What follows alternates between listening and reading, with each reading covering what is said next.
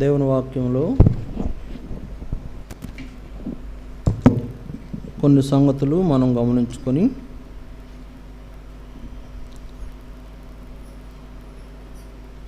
ప్రభువుని ఆరాధిస్తాం. చూడండి, దేవుని వాక్యంలో యోహాను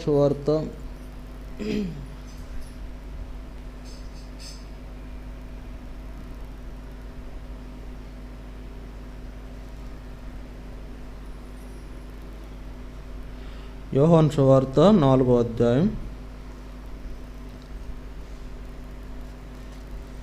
24వ వచనాన్ని చదువుతాం. యోహాను సువార్త 4వ అధ్యాయము 24వ వచనం.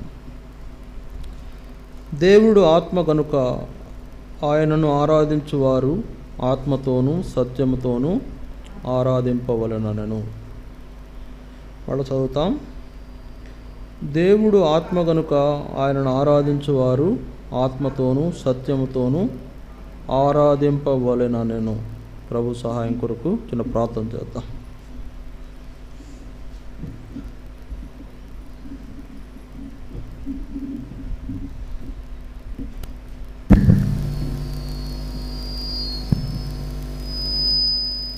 ప్రేమ గల పరలోక తండ్రి, పరిశుద్ధుడు అయిన దేవా, మీ స్తోత్రాలు. సమయంలో మరొక పర్యాయము నీ పాదాలు చెంతకు వస్తున్నాము. మమ్మల్ని ప్రేమించి ఇచ్చిన మీ సన్నిధిని బట్టి స్తోత్రాలు.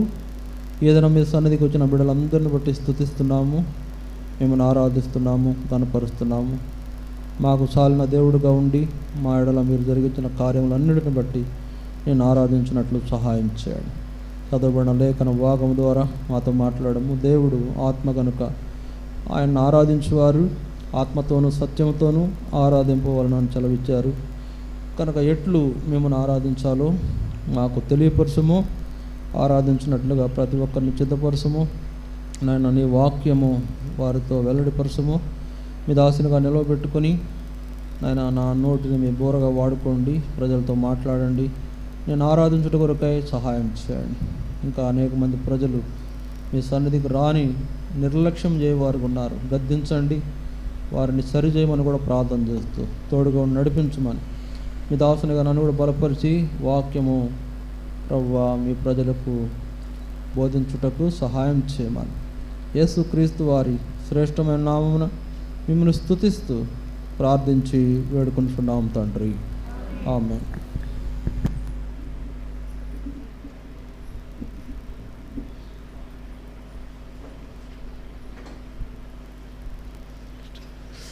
సరే, దేవుని వాక్యంలో దేవుడు ఆత్మ కనుక ఆయన ఆరాధించువారు ఆత్మతోనూ సత్యముతోనూ ఆరాధింపవలెను. కనుక దేవుడు ఆత్మ కనుక ఆయన ఆరాధించేటువంటి విషయంలో ఆత్మతోనూ సత్యముతోనూ మనం ఆరాధించవలసిన వారంగా మనం ఉంటున్నాం. సరే, అంటే దీని అర్థం ఏంటి? ఆత్మతో సత్యముతో ఆరాధించడం అంటే అర్థం ఏంటి? యథార్థముగా ఆరాధించుట, యథార్థమైన ఆరాధన కావాలి దేవునికి. సరే, ఇప్పుడు యథార్థమైన ఆరాధన అంటే మరి దేవుడు చేసినటువంటి కార్యములను మన యొక్క జీవితంలో ఆయన చేసినటువంటి మేళ్లను బట్టి, అయ్యా నువ్వు నాకు పలానా మేలు చేసావు కనుక నీకు కృతజ్ఞతాస్తుతులు అని ఆయన్ని ఆరాధిస్తాం. అదే సమయంలో యథార్థంగా ఆరాధించడం అంటే నిజమైన ఆరాధన చేయాలి. సత్యముతో ఆరాధించడం అంటే నిజమైన ఆరాధన చేయాలి. సత్యం అంటే ఏంటి అర్థం? నిజం. సత్యం అంటే అర్థం ఏంటి? నిజం. కనుక నిజమైన ఆరాధన చేయాలి. నిజమైన ఆరాధన ఎవరు చేస్తారు? యథార్థంగా ఉండేవాళ్ళే చేస్తారు. అసత్యం చేసేవాళ్ళు, అబద్ధాలు చెప్పేవాళ్ళు, అంటే దేవుడు చేసిన సహాయాన్ని కూడా మర్చిపోయి కృతజ్ఞత చెల్లించలేని వాళ్ళు సత్యముతో ఆరాధించడం కాదు, సత్యముతో ఆరాధించడం కాదు. అది యథార్థమైన ఆరాధన కాదు, అది అబద్ధ ఆరాధన. కనుక ఈ దినాల్లో చాలామంది అబద్ధ ఆరాధికులు ఉంటున్నారు, అబద్ధ ఆరాధన చేస్తున్నారు. అంటే అబద్ధ ఆరాధన అంటే దేవుడు ఏమైనాడు? ఆత్మ. మనం ఎట్లా ఆరాధించాలా? ఆత్మతో సత్యముతో ఆరాధించాలి. అంటే నిజమైన ఆరాధన ఆయనకు కావాలి. కానీ ఈ దినాల్లో చాలామందిలో నిజమైన ఆరాధన బహుశా రావటం లేదనేది దేవుని యొక్క అభిప్రాయం. నిజమైన ఆరాధన రావాలి. నిజమైన ఆరాధన అంటే మనం చేస్తున్నామా లేదా అని పరీక్షించుకుంటే బహుశా చేస్తే మంచిదే. ఒకవేళ చేయట్లేదంటే ఏం చేయాలా? యథార్థమైన ఆరాధన చేయాలి. నిజమైన ఆరాధన రావాలి. నిజమైన ఆరాధన ఎవరు చేస్తారు చెప్పండి? మళ్ళీ అడుగుతున్నాను. నిజం జరిగించేవాళ్ళే చేస్తారు. అబద్ధాలు జరిగించేవాళ్ళు చేయరు కదా. నిజంగా ఆరాధించేవాళ్ళు, నిజాన్ని జరిగించే వాళ్ళు అయి ఉంటారు. వాళ్ళు దేవుణ్ణి మోసగించిన వాళ్ళు అయి ఉంటారు.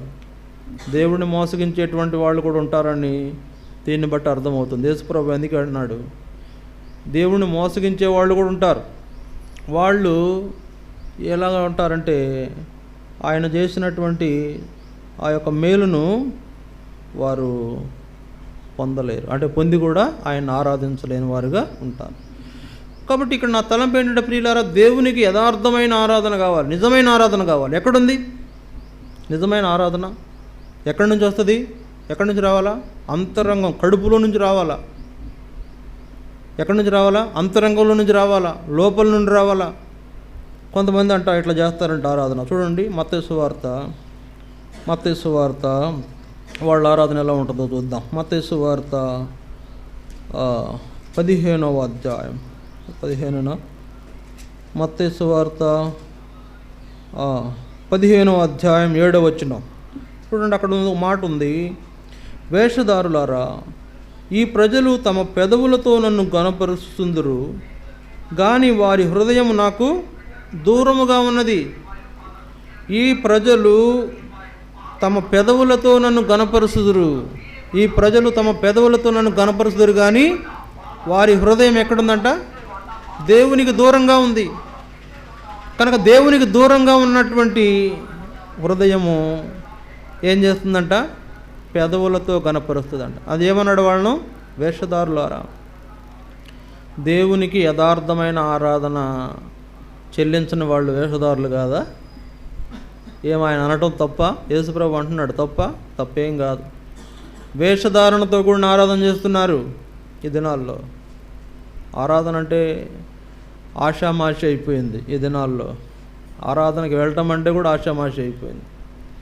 ఆరాధన చేయటము ఆషామాషి, ఆరాధనకు వెళ్ళటం ఆషామాషి, ఆరాధన అంటేనే ఆషామాషి, నువ్వే ఆషామాషి, నీ జీవితమే ఆషామాషి.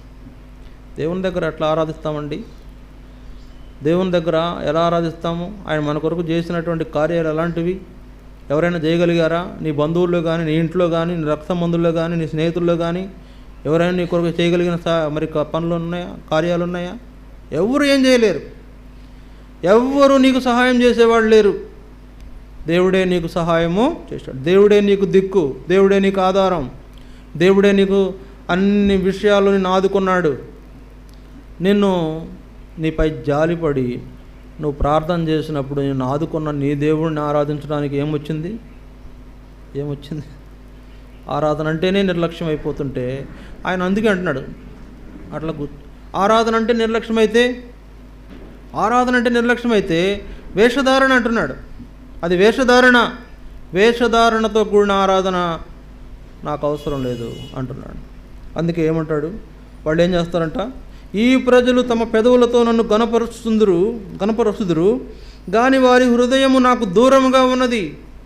వారు ఏంటంట? మనుషులు కల్పించిన పద్ధతులు, దైవోపదేశములని బోధించుతూ వారు నన్ను వ్యర్థముగా ఆరాధించున్నారు. చూసారా? మనుషుల పద్ధతులని ఆధారం చేసుకొని దేవుడిని ఆరాధిస్తామా? చెప్పండి. అసలు ఆరాధన అంటే ఏంటి? ఎప్పుడైనా ఎరిగావా? ఆరాధన అంటే ఏంటి? యేసయ్యా నీకు వందనాలంటే ఆరాధన అయిపోతుందా? పోనీ నువ్వు నాకు చేసిన సహాయం కృతజ్ఞతలు అంటే ఆరాధన అయిపోతుందా? లేకపోతే ఆరాధన అంటే ఒకటి నోటి మాటలతోనే ఆరాధన చేస్తామా? పెదవులతోనే ఆరాధన చేస్తామా? అంటే ఆరాధన అంటే ఏంటి అసలు? చూడండి దేవుని వాక్యంలో కీర్తనలు 78వ అధ్యాయము 36వ వచనం. కీర్తనలు 78వ అధ్యాయము 36, 37 వచనాలు. అయినను వారి హృదయము ఆయన ఎడల స్థిరముగా ఉండలేదు. ఆయన నిబంధనను వారు నమ్మకముగా గైకొనలేదు. నోటి మాటతో వారు ఆయనను ముఖస్తుతి చేసిరి, తమ నాలుకలతో ఆయన యొద్ద బొంకిరి. ఏమని రాయబడిందండి? ఏమంటున్నాడు దేవుడు? ఏమంటున్నాడు? ఆయనను వారి హృదయము ఆయన ఎడల స్థిరముగా ఉండలేదు, ఆయన నిబంధన వారు నమ్మకముగా గైకొనలేదు. దేవుని నిబంధన నమ్మకముగా గైకొనలేదు. ఆ పైన వచ్చిన చూడండి 35లో, దేవుడు తమకు ఆశ్రయ దుర్గమనియు మహోన్నతుడైన దేవుడు తమకు విమోచకుడనియు వారు జ్ఞాపకం చేసుకున్నారు. దేవుడు మా విమోచకుడు, దేవుడు మా రక్షకుడు, దేవుడు మమ్మల్ని కాపాడుతున్నాడు, దేవుడు మమ్మల్ని భద్రపరుస్తున్నాడు తెలుసని సంగతులే. ఆ సంగతులు వాళ్ళకు తెలుసు, వాళ్ళ జ్ఞాపకంలో ఉన్నాయి. అయినా కూడా ఏం చేస్తున్నారు? అయినను వారి హృదయము ఆయన ఎడల స్థిరముగా ఉండలేదు. చూసారా? వాడు విమోచకుడని వాళ్ళకు తెలుసు, వారి రక్షకుడని వాళ్ళకు తెలుసు, వాళ్ళకు సహాయం చేస్తున్నాడని వాళ్ళకు తెలుసు, దేవుడు చేసినటువంటి సహాయం అంతా పొందినామని కూడా వాళ్ళకు తెలుసు. కానీ ఏం చేస్తున్నారు? అయినను వారి హృదయం ఆయన ఎడల స్థిరముగా ఉండలేదు, వారు ఆయన నిబంధనను వారు నమ్మకముగా గైకొనలేదు. ఏం చేశారంట? నోటి మాటతో వారు ఆయనను ముఖస్తుతి చేసిరి, తమ నాలుకలతో ఆయన యొద్ద బొంకిరి. ఈ మాటలు ఏం జ్ఞాపకం చేస్తున్నాయి? అబద్ధాలు మాట్లాడుతున్నారు. ఏం మాట్లాడుతున్నారంట వాళ్ళు? ఆరాధనలో అబద్ధం ఉంది. ఆరాధనలో ఆయన దగ్గర వాళ్ళు ఏం చేస్తున్నారు? బొంకుట అంటే అర్థం ఏంటంటే అబద్ధం ఆడారు, అబద్ధం ఆడుతున్నారు. వారు ఆయన ముఖస్తుతి చేస్తున్నారు. అంటే ముఖస్తుతి చేయటం అంటే దానికి నిర్వచనమే ఈ బొంకటం. కనుక ఈ బొంకటం అనేది ఏంటంటే అబద్ధ ఆరాధన, అబద్ధపు మాటలు చెప్తున్నారు ఆయన దగ్గర. దేవుని దగ్గర అబద్ధాలు ఆడొచ్చా? దేవుని దగ్గర మనం అబద్ధాలు ఆడొచ్చా? కనుక దేవుని దగ్గర మనం అబద్ధపు ఆరాధన చేయకూడదు అనేది దీన్ని బట్టి మనకు అర్థమవుతుంది. నోటి మాటతో వారు ఆయన ముఖస్తుతి చేశారు. అయ్యా ఎంత గొప్పడు నాయన, ఎంత మంచి దేవుడు నాయన. ఇంతేనా ఆరాధన అంటే? అదేనా ఆరాధన అంటే? అదేనా? ఆయనను ఆరాధించే విధానంలో వారు ఏం చేస్తున్నారంట? అబద్ధపు ఆరాధన చేస్తున్నారు. నమ్మకంగా లేని వాళ్ళ ఆరాధన ఎందుకండి? దేవునికి నమ్మకంగా లేని వాళ్ళ ఆరాధన ఎందుకు? దేవుని మాటలను గైకొనలేని లేని వాళ్ళ ఆరాధన దేవునికి అవసరమా? ఈ ప్రజలు నన్ను వ్యర్థంగా ఆరాధిస్తున్నారని అనాల్సి వచ్చింది దేవుడు. కనుక వాళ్ళు ఏం చేస్తారంట? మత్తయి సువార్త 15వ అధ్యాయం ఒకసారి రండి. మత్తయి సువార్త 15వ అధ్యాయం ఆడో మాట ఉంది, చూద్దాం. మత్తయి సువార్త 15 ఏమంటున్నాడు? మళ్ళీ చదువుతాం. వేషధారులారా, 7వ వచనం. వేషధారులారా, ఈ ప్రజలు తమ పెదవులతో నన్ను ఘనపరుచుదురు, గాని వారి హృదయం నాకు దూరముగా ఉన్నది. మనుషులు కల్పించిన పద్ధతులు దైవోపదేశములని బోధించుచు వారు నన్ను వ్యర్థముగా ఆరాధించుతున్నారు అని యెషయా మిమ్మును గూర్చి ప్రవచించిన మాట సరియే. ప్రవచనం ఉందంట వాళ్ళ గురించి. కాబట్టి యెషయా మీ గురించి చెప్పింది నిజమే. యెషయా మిమ్మల్ని గురించి ఏం చెప్పాడు? నన్ను వ్యర్థంగా ఆరాధిస్తున్నారని యెషయా మీ గురించి మాట్లాడుతూ వచ్చాడు. నిజమే. దేవుని ఆరాధన మాటలతో లేకపోతే అబద్ధాలతో జరిగించేది కాదు. దేవుని ఆరాధన అంటే మాటలు కాదు, దేవుని ఆరాధన అంటే పాటలు కాదు, దేవుని ఆరాధన అంటే చప్పట్లు కాదు, దేవుని ఆరాధన అంటే వాయిద్యాలు కాదు, దేవుని ఆరాధన అంటే ఇవి మాత్రమే కాదు. ఆరాధనలు ఇవి కూడా ఒక భాగం, అంతవరకే. ఆరాధనలో పాటలు, మాటలు, చప్పట్లు, వాయిద్యాలు ఇవన్నీ ఆరాధనలో ఒక భాగం. వాటితో ఆరాధన చేస్తాం. అందుకే చూడండి, కీర్తన 151 కీర్తనలో ఆయన ఎన్ని రకాల వాయిద్యాలతో ఆరాధించాలో అక్కడ దావీదు జ్ఞాపకం చేస్తాడు. ఎన్ని రకాల వాయిద్యాలు ఉన్నాయి? దాదాపు ఒక 10 రకాల వాయిద్యాలు ఉన్నాయి అక్కడ. మనకు అర్థం కాని తెలియని వాయిద్యాలు కూడా రాశారు బైబిల్లో. కాబట్టి ఆరాధనలో మాటలు, పాటలు, చప్పట్లు, తప్పెట్లు, తాళాలు ఇవన్నీ ఏంటంట? వాయిద్యాలు ఆరాధనలో ఒక భాగం అంతే. వాటిని మోగిస్తే ఆరాధన అనుకుంటారు కొందరు. నేను కంజర కొడుతున్నాను కనుక నేను కూడా ఆరాధన చేస్తున్నాను అనుకుంటే ఎట్లా? నేనేదో కీబోర్డ్ ప్లే చేస్తాను కనుక నేను కూడా ఆరాధన చేస్తున్నాను అంటే ఎట్లా? ఆరాధనలో అదొక పార్ట్, అంతవరకే. నీ మాట, నీ పాట, నీ చప్పట్లు నీ వాయిద్యాలు, నీ తాళాలు ఇవన్నీ కూడా ఆరాధనలో ఒక భాగం. అంతే, అదే ఆరాధన కాదు. తర్వాత నోటి మాటతోనే ఆరాధించడం అసలు ఆరాధనే కాదు. అంటే అదే ఆరాధన కాదు. ఆరాధనే కాదంటే మళ్ళీ ఇంకోలా చూసుకున్నారు. నోటి మాటతో ఆరాధించడమే అసలు ఆరాధన కాదు. ఆరాధన ఎన్నో రకాల కోణాల్లో నుంచి రావాలి, ఎన్నో రకాలుగా రావాలి.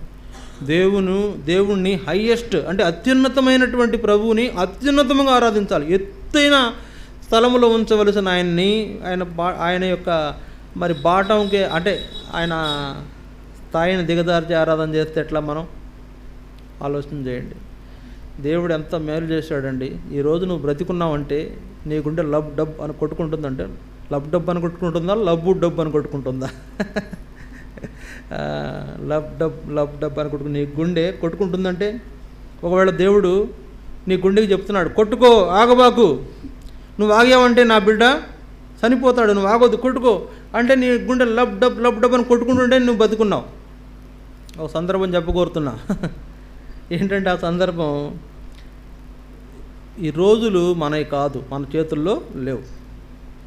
గత ఆదివారం, పోయిన ఆదివారం ఉదయకాలం 6 గంటల సమయంలో, 5:30, 6 గంటల సమయంలో మా స్నేహితుడు ఒక ఆయన ఒక మెడికల్ షాపు ప్రొపరేటరు. ఆయనకు అలవాటు ఏంటంటే ప్రతిరోజు ఉదయం ఏమొచ్చినా సరే కృష్ణా నది దగ్గరికి వచ్చి నదిలో ఈత కొట్టి వెళ్తాడు. ఒక అరగంట ఈత కొట్టి వెళ్తాడు. నన్ను కూడా రమ్మనేవాడు. ఆయా బాబు నేను రాను ఆయన అనేవాడిని. సరే మొత్తానికి పాపం, సరే నువ్వు రాబోతు నేను పోతాను పో అని రోజు నది దగ్గరికి వచ్చి ఈత కొట్టుకుని వెళ్ళేవాడు. సరే మొన్న ఆదివారం కూడా వచ్చాడు ఉదయకాలం. వచ్చి నదిలో ఈదుతూ ఉండగా ఆయనకు హార్ట్ స్ట్రోక్ వచ్చింది.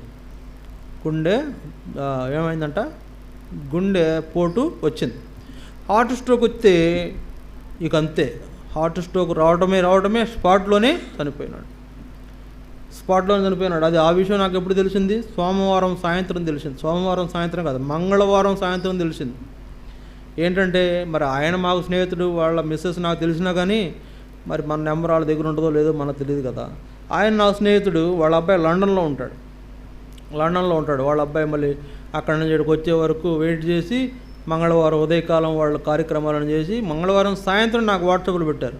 అంటే వాళ్ళకు మనకు అంత టచ్ ఉండదు కాబట్టి, ఈయనైతే టచ్ ఉంటాడు కాబట్టి లేటుగా పెట్టాడు. అరే మాకు విషయం తెలుసరికి ఎంత అయింది, ఇప్పుడు 2 రోజులు అయిపోయింది.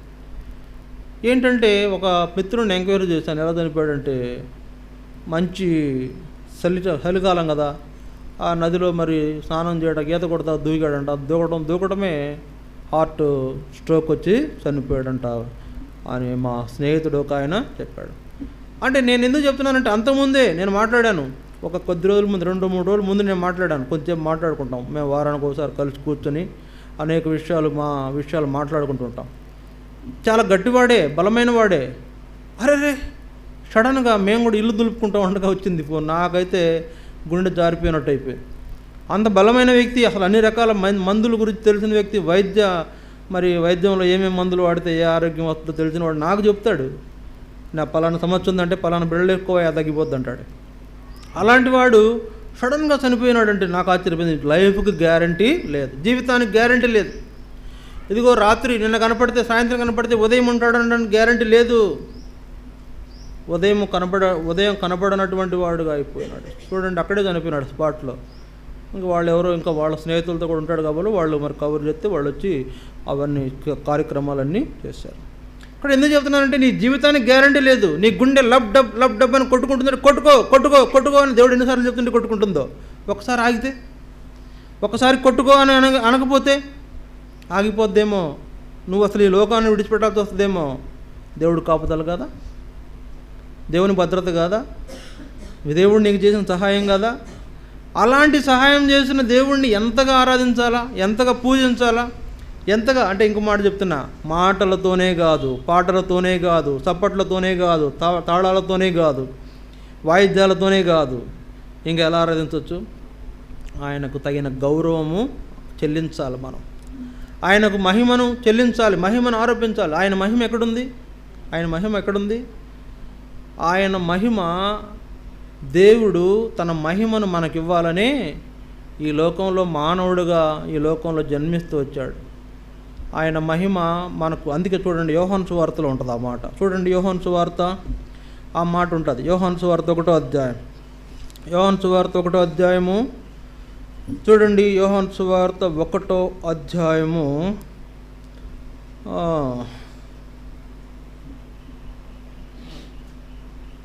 15వ వచనం లేదా 16వ వచనం. ఆయన పరిపూర్ణతలో నుండి మనమందరము కృప వెంబడి కృపను పొందితిమి. ఆయన పరిపూర్ణతలో నుండి మనమందరము కృప వెంబడి కృపను పొందితిమి. 14వ వచనం. ఆ వాక్యము శరీరధారి అయి కృపా సత్య సంపూర్ణుడుగా మన మధ్య నివసించెను. తండ్రి వలన కలిగిన అద్వితీయ కుమారుని మహిమ వలె మనము ఆయన మహిమను కనుగొంటిమి.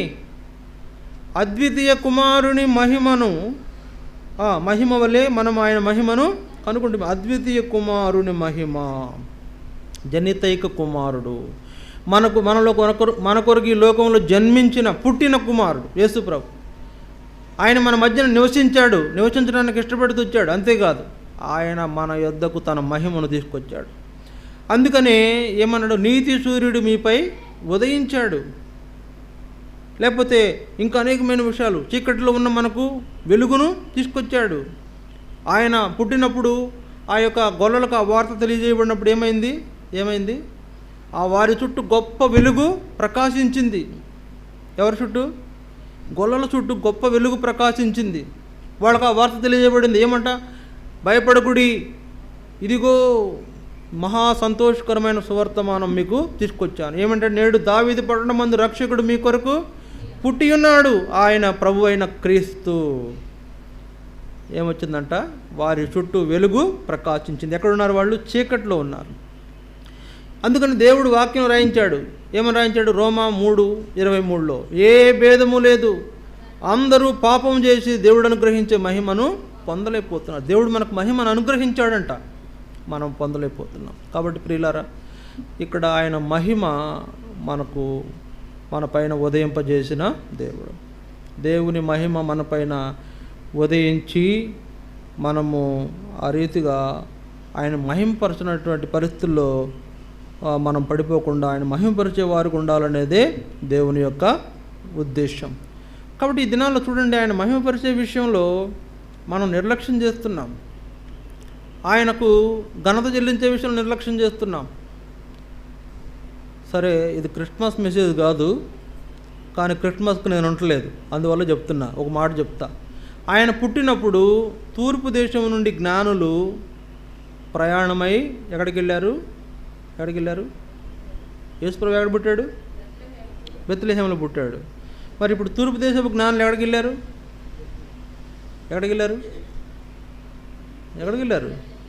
యెరూషలేముకి వెళ్ళారు.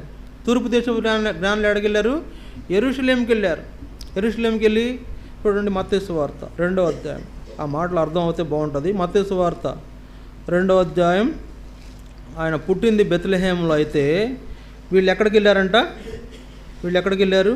2వ అధ్యాయం 1వ వచనం. రాజు అయిన హేరోదు దినముల యందు యోదయ దేశపు బెత్లెహేములో యేసు పుట్టిన పిమ్మట, ఇదిగో తూర్పు దేశపు జ్ఞానులు యెరూషలేమునకు వచ్చి, యూదుల రాజుగా పుట్టినవాడు ఎక్కడ ఉన్నాడు? తూర్పు దిక్కున మేము ఆయన నక్షత్రం చూసి ఆయనను పూజింపవచ్చితిమని చెప్పిరి. ఎక్కడికి వచ్చారండి? యెరూషలేముకి వచ్చారు. యేసుప్రభు ఎక్కడ పుట్టాడు? బెత్లెహేములో పుట్టాడు. ఇప్పుడు వీళ్ళు యేసుప్రభు బెత్లెహేములో పుట్టినప్పుడేమో గొల్లలు బెత్లెహేములో పశువుల తొట్టులో ఉండగా వీళ్ళు చూసి ఆయన్ని ఆరాధించారు. కానీ ఇక్కడ తూర్పు దేశపు జ్ఞానులు ఎక్కడ ఆరాధిస్తున్నారు? యెరూషలేములో. అందుకే చూడండి 2వ అధ్యాయం 10-11 వచనాలు. 2వ అధ్యాయం 10-11 వచనాలు. వారు ఆ నక్షత్రమును చూసి అత్యానంద భరితులై ఇంటిలోనికి వచ్చి, ఇంటిలోనికి వచ్చి, ఎక్కడ ఇంట్లోకి వచ్చారు? ఏ ఇంట్లోకి? యేసు ప్రభు తల్లి అయిన మరియా ఇంట్లోని. కాబట్టి ఇక్కడ తలంపు ఏంటంటే ప్రియులారా, ఇక్కడ బెత్లెహేములో పుట్టాడు, బెత్లెహేంలో ఉండగా, పశువుల తొట్టులో ఉండగానేమో, పశువుల పాకలో ఉండగా వాళ్ళు వచ్చి ఆరాధించి వెళ్ళిపోయారు గొల్లలు. ఇప్పుడు వీళ్ళు వచ్చి ఆరాధిస్తున్న స్థలము యెరూషలేములో ఉంది. యెరూషలేములోని ఒక ఇంట్లోనికి వచ్చి ఆయన ఆరాధించారు. సరే, ఇప్పుడు బెత్లెహేంలో పుట్టిన యేసు ప్రభువుని యెరూషలేంకి ఎప్పుడు తీసుకొచ్చి ఉంటారు చెప్పండి? యెరూషలేంకి ఎప్పుడు తీసుకొచ్చి ఉంటారు చెప్పండి? మీకు తెలుసుగా, తల్లి ఇంటికాడ పుట్టిన పిల్లని తండ్రింటికి ఎప్పుడు తీసుకొస్తారు? 6 నెలలకా, 5 నెలలకా, సంవత్సరానికా?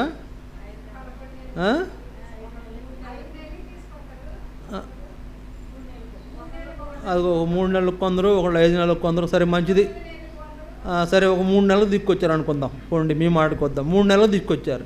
ఇప్పుడు 3 నెలలు తీసుకొచ్చిన తర్వాత వీళ్ళు ఆయన్ని ఆరాధించడానికి బయలుదేరారు. ఎవరు?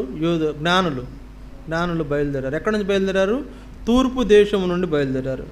ఎక్కడికి వెళ్ళారు? యెరూషలేముకు వెళ్ళారు. ఇప్పుడు ఈ తూర్పు దేశాల నుండి బయలుదేరిన వాళ్ళు బహుశా మరి చాలా దూరమై ఉండొచ్చు. 1 సంవత్సర కాలం ప్రయాణం చేశారంటారు. మరి వాళ్ళు ఎంతకాలం? 1 సంవత్సర కాలం ప్రయాణం చేశారంటారు.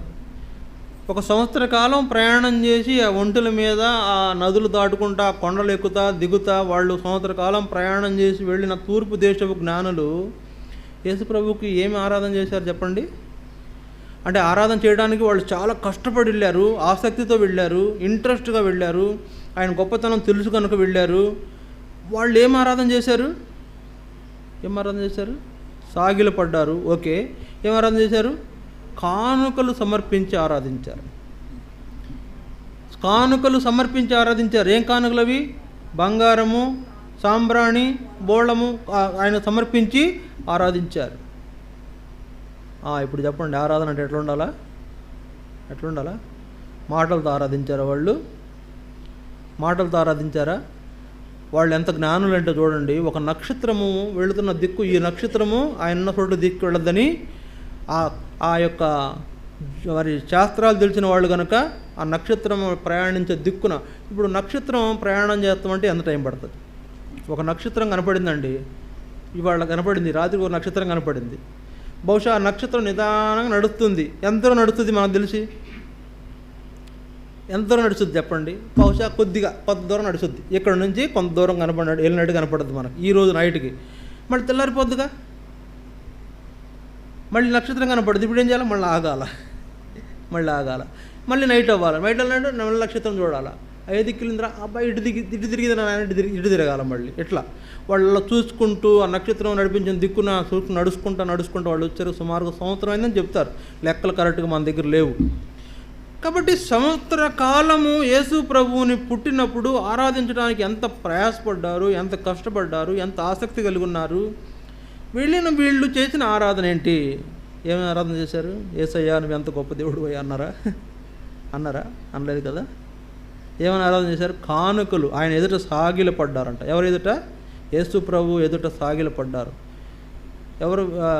మరి ఎదుట కానీ ఆయన తండ్రి ఎదుట కానీ సాగిలపడ్డవాళ్ళు యేసు ప్రభు. శిశువు ఎదుట అక్కడ ఉంటుంది చూడండి. శిశువును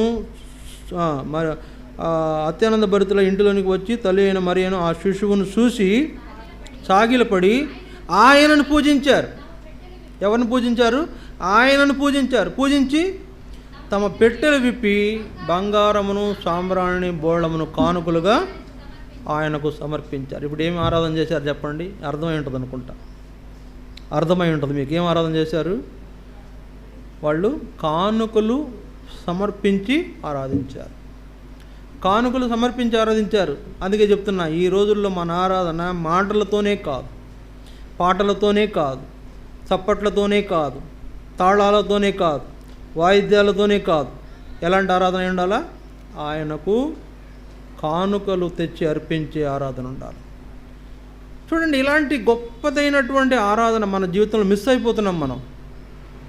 అయిపోతున్నాం. ఆరాధన అంటే ఏంటంటే ఏదో వస్తున్నాం, అలవాటు పడిన ఆరాధన. యేసయ్యా నా కొరకు చిలువలో చనిపోయావయ్యా, వందనాలయ్యా, రక్షించ, ఇంతేనా? నోటి మాటలతో చేసే ఆరాధనలో ఏముంటుందంట? అసత్యం ఉంటుంది, అబద్ధం ఉంటుంది. అందువలన కొన్ని కానుకలు తీసుకొచ్చి దేవుని యొక్క మందిరానికి తీసుకొచ్చి ఆయన్ని ఆరాధించే లక్షణం మనకు అవసరం. చూడండి కొన్ని విషయాలు నేను ఒక జస్ట్ రెండు మూడు విషయాలు మాత్రం మీకు చూపిస్తా. చూడండి దేవుని వాక్యంలో హెబ్రీ పత్రిక 7వ అధ్యాయము 4వ వచనం. హెబ్రీ పత్రిక 7వ అధ్యాయము 4వ వచనం. ఇతడెంత గనుడో చూడుడి, మూల పురుషుడైన అబ్రహాము అతనికి కొల్లగొన్న శ్రేష్టమైన వస్తువులలో 10వ వంతు ఇచ్చెను. ఎవరిచ్చారు? అబ్రహాం. ఏమిచ్చాడు? శ్రేష్టమైన వస్తువులు. అబ్రహామే అక్కడ ఏమో నోటి మాటలతో ఆరాధించాల. నోటి మాటలతో అంటే ఇతడెంత గనుడు ఎవరో చూడండి అని ఎవరి గురించి మాట్లాడుతున్నాడు? ఇతడెంత గనుడు చూడండి అని ఎవరి గురించి మాట్లాడుతున్నాడు? ఆయనే ప్రభు అయిన యేసుక్రీస్తు వారు. ఆయనే మెల్కీషెదెకు. ఆయన షాలేం రాజుగా పిలువబడుతూ వచ్చాడు. ఆయన తీసుకెళ్ళి అబ్రహాముకి ఏమిచ్చాడంట? ద్రాక్షరసము రొట్టె అందించినప్పుడు ఏమైంది? అబ్రహాము అతనికి కొల్లగొన్న శ్రేష్టమైన వస్తువులలో 10వ వంతు ఇచ్చెను. ఇప్పుడు నీ కానుకలలో 10వ వంతు మందిరంలో తీసుకొస్తున్నామా? అది ఆరాధనలో ఒక భాగం. ఇప్పుడు జ్ఞానులు ఏమి ఆరాధించారు? వస్తువులు కానుకలుగా సమర్పించారు. బంగారం, సాంబ్రాణి, బోళం. బంగారం సరే, సాంబ్రాణి, బోళం అంటే ఇది కొద్దిగా అవి వేరు. బంగారం అర్పించారంట. ఆయన రాజరికాన్ని గుర్తించారు వాళ్ళు.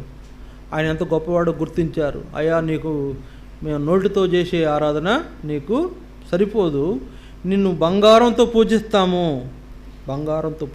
మన ఆరాధనలో చివరిలో ఇట్లా అనండి. ఏమనాలా? నీ బంగారు పాదములకు మా ఆరాధన సమర్పిస్తున్నామనండి. పోనీ బంగారం తీసుకురాకపోయినా నీ బంగారు పాదములు పడబడి నీ ఆరాధన నీ బంగారు పాదములకు సమర్పిస్తున్నాం ప్రభువా అనండి. కాబట్టి ప్రియులారా, వస్తువులు, శ్రేష్టమైన వస్తువులలో 10వ వంతు ఇచ్చినాడు అబ్రహాం. ఆరాధనలో ఎలాంటి అనుభవం మన జీవితంలో ఉందా? కొంతమంది లక్షణాలు గమనించినప్పుడు వాళ్ళ ఇంట్లో ఏ వస్తువు కొనుక్కున్నా దానికి సమాంతరంగా 10వ భాగం సపరేట్ చేసి మందిరానికి పంపిస్తారంట.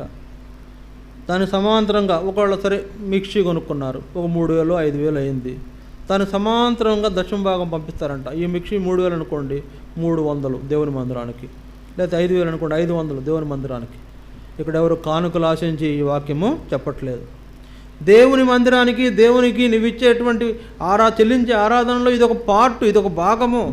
ఈ భాగాన్ని నువ్వు చేయవలసిన అవసరం ఉంది. జ్ఞానులే చేశారు, శాస్త్రవేత్తలే చేశారు, సిద్ధాంతకర్తలే చేశారు. మనం ఎంతండి? మనం ఎందుకు చేయం? అబ్రహాము శ్రేష్టమైన భక్తుడు, ఆయనే చేశాడు. ఏంటది? శ్రేష్టమైన వాటిలో అది కూడా గమనించండి. శ్రేష్టమైన వాటిలో మంచి వేరి దేవునికి కానుకలుగా వస్తువులను సమర్పించాడు. అలాంటి అనుభవం మనకు ఉండిందా? ఆరాధనలో అది భాగం కాదనుకున్నారా? అది ఆరాధనలో మనము ఆ సంగతిని మర్చిపోయామా, లేదా తెలియకుండా ఉంటున్నామా? అంటే తెలియకుండా ఉంటే తెలుసుకునే అలా ఆలోచన చేయడం కూడా అవసరమే. తెలియలేదంటే నీకు అసలు వాక్యం మీద దృష్టి లేదు. ఎన్నోసార్లు చెప్పుకుంటాం ఈ సంగతులు, వాక్యం మీద శ్రద్ధ లేదని. కాబట్టి దేవుణ్ణి ఆరాధించేటువంటి వాళ్ళు సత్యంగా ఆరాధించాలి, అసత్యం కాదు. అబద్ధపు ఆరాధన వద్దు. దేవుణ్ణి మోసం చేయొద్దు. ఎవరిని మోసం చేస్తున్నావు? దేవుడిని మోసం చేస్తావా? మోసం చేయొద్దు. కాబట్టి చూడండి ప్రియులారా, శ్రేష్టమైనటువంటి వస్తువులు దేవునికి సమర్పించేవాడంగా మనం ఉండాలి. నేను మళ్ళీ చెప్తున్నా, నీ పాటలు, నీ మాటలు, నీ తప్పట్లు, నీ తాళాలే కాదు, దేవునికి వస్తురూపమైన ఆరాధన కూడా అవసరము అని ఇక్కడ అబ్రహాం జీవితం ద్వారా కూడా మనకు అర్థమవుతుంది. సరే అయ్యా, మరి ఇట్లా అంటున్నారు మీరు, మరి అక్కడ ఒక భేద విధవరాలు ఉంది కదా, ఆమె 2 కాసులు వేసింది కదా, మరి దాన్ని ఏమంటారు అని మనం ఆలోచిస్తాం. చూడండి లూకాసు వార్త 21వ అధ్యాయం. లూకాసు వార్త 21వ అధ్యాయము దయచేసి చూడండి. లూకాసు వార్త 21వ అధ్యాయము 4వ వచనం. లూకాసు వార్త 21:4. వారందరూ తమకు కలిగిన సమృద్ధిలో నుండి కానుకలు వేసిరి గాని ఈమె తన లేమిలో తనకు కలిగిన జీవనమంతయు వేసెనని వారితో చెప్పెను. ఇక్కడ మనకు జ్ఞాపకం చేయబడుతున్న మూడవ సంగతి ఏంటి చెప్పండి? మనకు జ్ఞాపకం చేయబడుతున్న మూడవ సంగతి, వారందరూ తమకు కలిగిన సమృద్ధిలో నుండి కానుకలు వేసిరి కానీ ఈమె తన లేమిలో తనకు కలిగిన జీవనమంతయు వేసెను. లేకపోయినా కూడా ఏం చేసిందంట? లేకపోయినా కూడా ఏం చేసింది? తన జీవనమంతా దేవునికి సమర్పించింది. అంటే ఎట్లా ఏం సమర్పించింది? కానుకలు సమర్పించింది. ఈమె ఆరాధనలో మాటలు ఉన్నాయా? ఈమె ఆరాధనలో పాటలు ఉన్నాయా? ఈమె ఆరాధనలో సప్పట్లు ఉన్నాయా? ఈ ఆరాధనలు ఏం కనపడుతున్నాయి? కానుకలు కనపడుతున్నాయి. కానుకలు సమర్పించి దేవుణ్ణి ఆరాధించటం మన జీవితంలో ఇది ఉండాలని దీన్ని బట్టి మనకు అర్థం. ఏమి 2 కాసులా? సరే, ఇది నేను చెప్పకూడదు, చెప్తున్నా. ఏంటంటే ఆఫరింగ్ బాక్స్లో కొందరు ఏం చేస్తున్నారంటే చినిగిపోయిన నోట్లు వేస్తున్నారు. చినిగిపోయిన నోట్లు వేస్తున్నారు. తర్వాత ఆఫరింగ్ బాక్స్లో ఎక్కువ నేను గమనిస్తున్నా, 10 రూపాయల నోట్లు ఎక్కువ ఉంటాయి. ఆఫరింగ్ బాక్స్లో 10 రూపాయల నోట్లు ఎక్కువ ఉంటాయి. 10 రూపాయలు 20 రూపాయల నోట్లు ఎక్కువ ఉంటాయి. మిగిలినవన్నీ తక్కువే ఉంటాయి. ఏంటి కారణం? 10 రూపాయలే సమర్పించే భక్తులు ఉన్నారు మన దగ్గర. ఎవరైనా 2 ఇడ్లీ పెడతారండి 10 రూపాయలకు? పెడతారా? ఒక ఇడ్లీ వస్తుందా 10 రూపాయలకు? వస్తుందా? నువ్వు దేవునికి ఒక ఇడ్లీ సమానమైనటువంటి కానుక కూడా ఇవ్వలేకపోతున్నావు. ఇక్కడ నా తలంపు ఏంటంటే ప్రియులారా, దేవుడు లేమి గలవాడు కాదు, దేవుడు ధనహీనుడు కాదు, ధనం లేనివాడు కాదు, ఆయన ధనవంతుడు. చూడండి 2 కొరింథీ దయచేసి చూడండి. 2 కొరింథీ 8వ అధ్యాయం. 2 కొరింథీ 8వ అధ్యాయం 9వ వచనం. 2 కొరింథీ 8వ అధ్యాయం 9వ వచనం. మీరు మన ప్రభువు అయిన యేసుక్రీస్తు కృపను ఎరుగుదురు కదా, ఆయన ధనవంతుడయ్యుండియు మీరు తన దారిద్ర్యం వలన ధనవంతులు కావాలనని మీ నిమిత్తము దరిద్రుడయ్యాడు. ఆయన ధనవంతుడయ్యుండియు మీ నిమిత్తము దరిద్రుడయ్యాడు. ఏంటండి ఇది? ఎవరు చేస్తారు ఇలాగా? ఎవరైనా చేస్తారు ఇలాగా? ఆయన ధనవంతుడే కానీ మన నిమిత్తం దరిద్రుడైపోయినాడంటే ఎవరు చేస్తారు? కాబట్టి ఇక్కడ నా తలంపు ఏంటంటే యేసు ప్రభు ధనవంతుడు, ధనహీనుడైతే కాదు, దరిద్రుడైతే కాదు, మన నిమిత్తం ఆయన దరిద్రుడైపోయినాడు. ఆయన ఎంత ఐశ్వర్యవంతుడు. ఈ లోకంలో యేసు ప్రభు కంటే ఆస్తి గల వాళ్ళు ఎవరైనా ఉన్నారా? యేసు ప్రభు కంటే ఆస్తి గల వాళ్ళు ఈ లోకంలో ఎవరైనా ఉన్నారా? అసలు ఏమంటామంటే ఈ లోకమే ఆయనదాయే. ఈ లోకమే ఆయనది. ఈ లోకానికి అంతటికి ఆయనే సృష్టికర్త, ఆయన నిర్మాణకుడు. ఒక రకం చెప్పాలంటే లోకమంతటికి ఆయనే ఓనర్. ఆయన ఓనర్గా ఉన్న ఈ లోకంలో మనం జీవిస్తూ ఆయన యొక్క దాసులముగా, ఆయన సామంత రాజులుగా, ఆయన పిల్లలుగా, ఆయన వారసులుగా, రకరకాలుగా ఆయన వారంగా చేయబడిన మనము ఆయన కప్పం కట్టలేకపోతున్నాం. దేవునికి కప్పం కట్టాలి. ఆరాధనలో ఇదొక పార్ట్. ఏంటంటే ఏం చేస్తున్నామే? వీరందరూ లూకాసు వార్త 21వ అధ్యాయం 4వ వచనం చూడండి. లూకాసు వార్త 21:4 ఏం చేస్తున్నారు వాళ్ళు? వారందరూ తమకు కలిగిన సమృద్ధిలో నుండి కానుకలు వేసిరి కానీ ఈమె లేమిలో తనకు కలిగిన జీవనమంతయు వేసెను. అంటే దాని అర్థం 2 కాసులు వేసాం కదా. ఒక ఆయన అన్నాడు, మా ఇంటి దగ్గర ఒక పాస్టర్ గారు ఉంటాడు, ఇప్పుడు లేండి చనిపోయాడు, మైక్లో చెప్తూ ఉంటాడు. ఆయన ఇలాంటి ప్రకటనలు మేము విన్నాం, అందుకే చెప్తున్నా. మీరు సందా పెట్టులో వేసేటువంటప్పుడు శబ్దము రాకూడదు. ఏంటంట? శబ్దము రాకూడదు. అంటే చాలామంది కాయిన్స్ వేస్తుంటారు కదా, టక్క టక్క టక్క సౌండ్ వస్తుంటాయి. ఆ సౌండ్ రాకూడదంటే అలాంటి సౌండ్ రాని కానుకలు వేయాలి మీరని ఆయన గట్టిగా చెప్పేవాడు, పబ్లిక్గానే చెప్పేవాడు. సరే, ఆయన లేనివాడా? కాదు. దేవునికి ఇచ్చే భాగము చాలా విలువైనదిగా ఉండాలి, గొప్పదిగా ఉండాలా. చెప్పాను కదా, ఆయన ఎత్తైన వాడు, హెచ్చైన వాడు. ఆయన స్థాయిని మనం తగ్గించేస్తే ఎలాగా? కాబట్టి ఆయనకి ఇచ్చేవి ఏమివ్వాలా? ఏమిచ్చిందామే? తనకు కలిగిన జీవనమంతయు ఇచ్చి వేసెను అని వారితో చెప్పాను.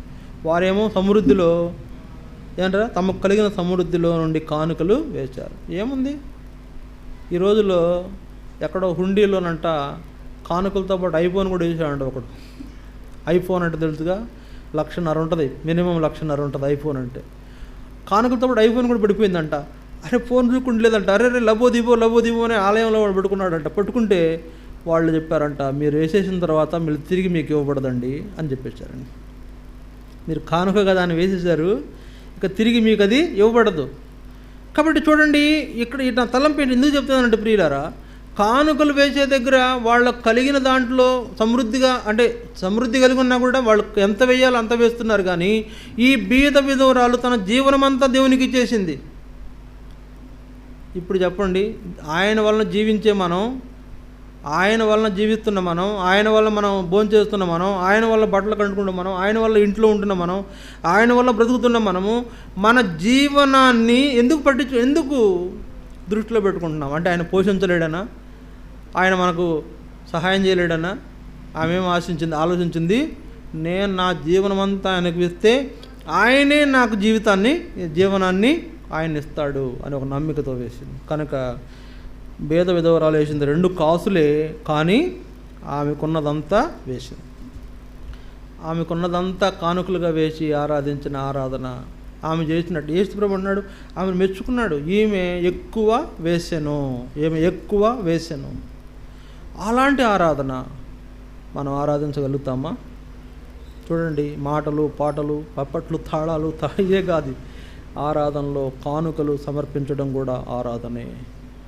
ఇవన్నీ పాటలు ఆరాధనే, మాటలు ఆరాధనే, చప్పట్లు ఆరాధనే, వాయిద్యాలు ఆరాధనే, అవి కూడా ఆరాధనే. అదే సమయంలో కానుకలు అర్పించి ఆరాధించాలి. ఇది ఒక శ్రేష్టమైన అనుభవం.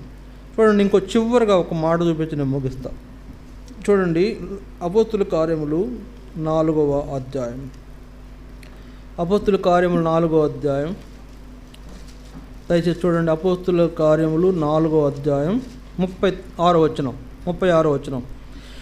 కుప్రలో పుట్టిన లేవీయుడగు యోసేపు అను ఒకడుండెను. ఇతనికి అపోస్తలులు హెచ్చరిక పుత్రుడు అని అర్థమిచ్చు బర్నబా అను పేరు పెట్టి ఉండిరి. ఇతడు భూమి గలవాడయుండి దానిని అమ్మి దాని వెల తెచ్చి అపోస్తలుల పాదముల యొద్ద పెట్టెను. ఏం చేశాడు? బర్నబా అనే వ్యక్తి ఏం చేసినాడు? ఇతడు భూమి గలవాడయుండి దానిని అమ్మి దాని వెల తెచ్చి అపోస్తలుల పాదముల యొద్ద పెట్టాడు. అంటే సంఘం ముందు పెట్టాడు. అయ్యా, నాకు ఎంత ఉంది, ఇది దాన్ని అమ్మేశాను, ఇదంతా దేవుని పరిచర్యకే అని. ఇప్పుడు ఈయన ఏమి అర్పించాడు? దేవునికి ఆస్తిని అర్పించాడు. అందుకనే మరి సామెతలు 3వ అధ్యాయం చూడండి. సామెతలు 3వ అధ్యాయము 9వ వచనం. సామెతలు 3వ అధ్యాయము 9వ వచనం. సామెతలు 3:9. నీ రాబడి అంతటిలో ప్రథమ ఫలమును నీ ఆస్తిలో భాగమును ఇచ్చి యెహోవాను ఘనపరుసుము. ఏంటంట? దేవుని ఘనపరచడం అంటే ఏంటి? నీ యొక్క రాబడి అంతటిలో ప్రథమ ఫలమును నీ ఆస్తిలో భాగమును ఇచ్చి యెహోవాను ఘనపరుసుము. కనుక బర్నబా పిచ్చోడై ఉంటాడు కదా, అవునా కదా? మీరు అనుకుంటుంటారు, నాకు తెలిసి ఈయన అది పిచ్చోడై ఉంటాడు, అందుకే ఆస్తి అంత ఇచ్చేసాడు. దేవుణ్ణి ఆరాధించడం అనేది పిచ్చితనంగా ఆరాధించాలా? దేవుణ్ణి ఆరాధించేది కొంతమంది విషయంలో చూస్తాము, వెర్రితనంగా ఉన్నట్టు ఉంటుంది, కానీ అది దేవునికి ఇష్టమైంది, మిగుల విలువైన ఆరాధన. ఈ వీడెవడరా నాయన ఆస్తి అమ్ముకొని దేవునికి కానుక ఇచ్చేసాడని అనుకుంటాం మనం. పిచ్చి పట్టింది కాబోలు నన్ను అనుకున్నారు చాలామంది. ఏంటైనా పిచ్చి పట్టింది ఏంటి, ఉద్యోగం మానేశాడు అని. ఉద్యోగం మానేశాడు, పిచ్చి పట్టింది అని అనుకున్నారు. పిచ్చి పట్టడం కాదండి, అది దేవుణ్ణి ఆరాధించే, దేవుణ్ణి గణపరిచే, దేవునికి తగిన మహిమను చెల్లించే దాంట్లో ఒక అత్యున్నతమైన విధానం అది. దేవుని యొక్క పరిచర్య కొరకు నా ఉద్యోగాన్ని తృణప్రాయంగా తృణీకరించాను నేను. ఎంతో అన్నారు, చాలా డబ్బు మిస్ అయిపోతున్నావు నువ్వు అని. నేనేమన్నాను తెలిసిన, వాటన్నిటిని దేవుడు నా పాదాల కింద పెట్టాడని చెప్పాను. నిజమే, ఇది నిజమే, అబద్ధం కాదు. ఈ మాటలో మీరు ఆ రోజుల్లో కొంతమంది నేను పంచుకున్నా. నాకు రావాల్సిన బెనిఫిట్ ఇన్ని లక్షలు, ఇన్ని కోట్లు వస్తుందంటే ఆ కోట్లన్నీ నా పాదాల కింద పెట్టాడు దేవుడు. ఈ దానికంటే కూడా దేవుని పనే చాలా విలువైందని నేను దేవునికి నా ఉద్యోగాన్ని దేవుని పని కొరకై సమర్పిస్తున్నాను. చూడండి, ఇలాంటి ఆరాధన ఉండాలి. అంటే ఆరాధన అంటే మళ్ళీ చెప్తున్నా, మాటలే కాదు, పాటలే కాదు, మరి చప్పట్లే కాదు, తాళాలే కాదు, వాయిద్యాలే కాదు, అర్పణలు కూడా ఆరాధనలో ఒక భాగమే. అర్పణలు కూడా ఆరాధనలో భాగం. ఎవరు ఆరాధించారు? మొదటిగా ఎవరు ఆరాధించారు? తూర్పు దేశపు జ్ఞానులు. దాదాపుగా ఎంత ఆరాధన చేసి ఎంత దూరం నుంచి వచ్చారు? సంవత్సర కాలం ప్రయాణం చేసి యెరూషలేముకి వెళ్ళారు. చెప్పా కదా, చీకటి పడంగానే చూసుకోవాలి నక్షత్రం ఎక్కడ ఉందంటే, అది ఇక్కడ ఉందిరా నాయన, నిన్న ఇక్కడ ఉంది, ఈరోజు అక్కడికి వెళ్ళిందంట. మనం ఇటు వెళ్ళాలి కాబోలే, మనము ఇటు వెళ్ళాలి కాబో.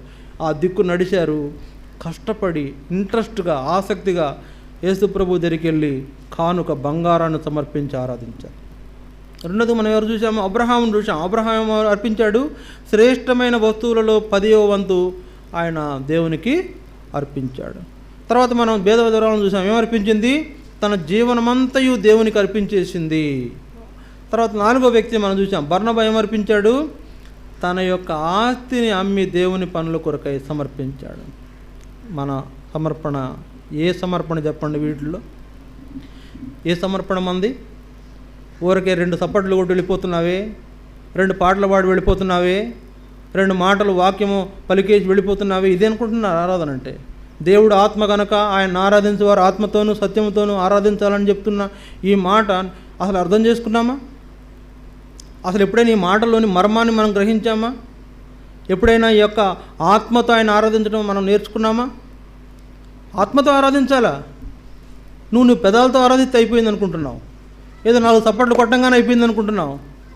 అది కాదండి, అది ఆరాధనలో ఒక పార్ట్. మళ్ళీ చెప్తున్నా, అది ఆరాధనలో ఒక పార్ట్. నువ్వు మాట్లాడటం, నువ్వు పాడటం, నువ్వు చప్పట్లు కొట్టడం, నువ్వు ఇవన్నీ చేయటం అనేది ఆరాధనలో ఒక భాగం.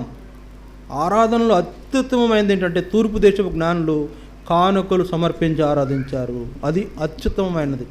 అలాంటి విధానాన్ని మన భక్తులు కూడా కొందరు అలాంటి దాన్ని అప్లై చేసి ఆయన్ని కనపరిచారు. అది ఆరాధన.